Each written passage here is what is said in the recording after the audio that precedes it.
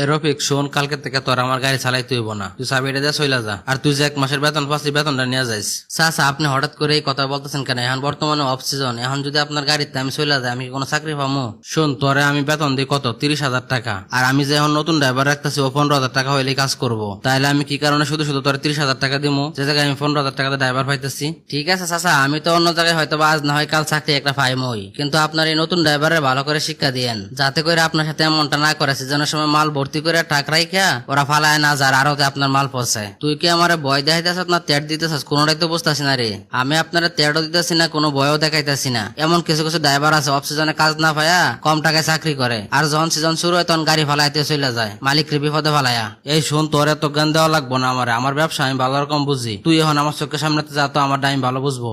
এই শোন, তোরে একটা কথা বলি, কথাটা একটু মনোযোগ দিয়ে শুনিস। তোরে কিন্তু বিশ্বাস করে আমি গাড়িটা দিতেছি, তুই কিন্তু আমার লগে বেইমানি করিস না, আমার বিপদে ফালায় চলে যাইস না আবার। আরে আপনি এটা কি বলতেছেন? আমি কি কারণে আপনার গাড়ি রেখে ফালাই দেবো? আপনি আমার প্রতি একটু বিশ্বাস রাখেন। আমি কিন্তু আবার বলতেছি, আমার বিপদে ফালাই কিন্তু তোরা ফলাই দিস না গাড়ি রেখা। এই ধর চাবি নিয়ে মালটা ফসাই দিয়া জায়গা মতো নয়।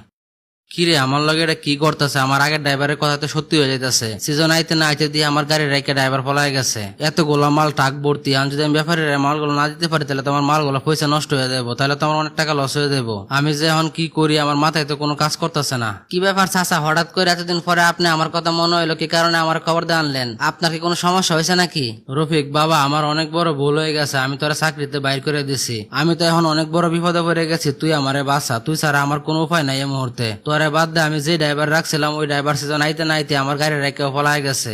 আজকের ভিতরে যদি আমি মালগুলো ডেলিভারি না দিতে পারি তাহলে তো আমার মালগুলো পৌঁছে যাইবো, আমার অনেক টাকা লস হয়ে যাইবো। তুই একটা কিছু কর। দেখেন চাচা, সেদিন কিন্তু আপনি কোনো কারণ ছাড়া আমাকে বের করে দিয়েছিলেন আপনার চাকরি থেকে। আপনি আপনার 15,000 টাকা বাঁচাতে চাইছিলেন। আপনার এখান থেকে চাকরি ছাড়ার পরে কিন্তু আমি অনেক কষ্টের দিন কাটাইছি, অনেক দিন পর্যন্ত কোনো কাজ পাই নাই, পরিবার নিয়ে অনেক কষ্টে ছিলাম, খায় না খায় দিন পার করছি। আমার আসলে অনেক বড় ভুল হয়ে গেছে, আমি তোর সাথে অনেক অন্যায় করছি। তুই আমার এইবারের মতন ক্ষমা করে আমার একটু রক্ষা কর। আমার এই মালগুলো ফসায় না দিলে, মালগুলো নষ্ট হয়ে দিলে আমার অনেক টাকা লস হয়ে যাবো। তুই এখন থেকে যত টাকা বেতন চাস তোরা তত টাকাই দিমু। তুই যা সুযোগ সুবিধা চাস আমার কাছে সবকিছু দিমু, তারপরে তুই আমার এবার মতন রক্ষা কর, একটু বাঁচা আমারে। আমি আপনার কাজটা করে দিতাম, কিন্তু এই মুহূর্তে আমার দ্বারা সেটা সম্ভব না, কারণ আমি এখন অন্য জায়গায় চাকরি নিছি। ওইখান থেকে পলায় আসা বা চাকরি চাইরে আসা মানে ওই মহাজনের সাথে আমার গাদ্দারি করা হইব। আমি যদি আবার আপনার কাছে ফিরে আসি, আপনার বলে আপনি কোনোদিনই বুঝতে পারবেন না। পরবর্তীতে সুযোগ পাইলে আপনি কোনো না কোনো ভাবে আমার সাথে আবার এই কাজটাই করবেন। আর যদি আমি আপনার কাজটা না করে দিই, আপনারা যদি সাহায্য না করি, তাহলে আপনি সেটা আজকে বুঝতে পারবেন একজন ড্রাইভারের কতটা কষ্ট, একজন বিশ্বস্ত সৎ ড্রাইভারের যে কতটা মূল্য।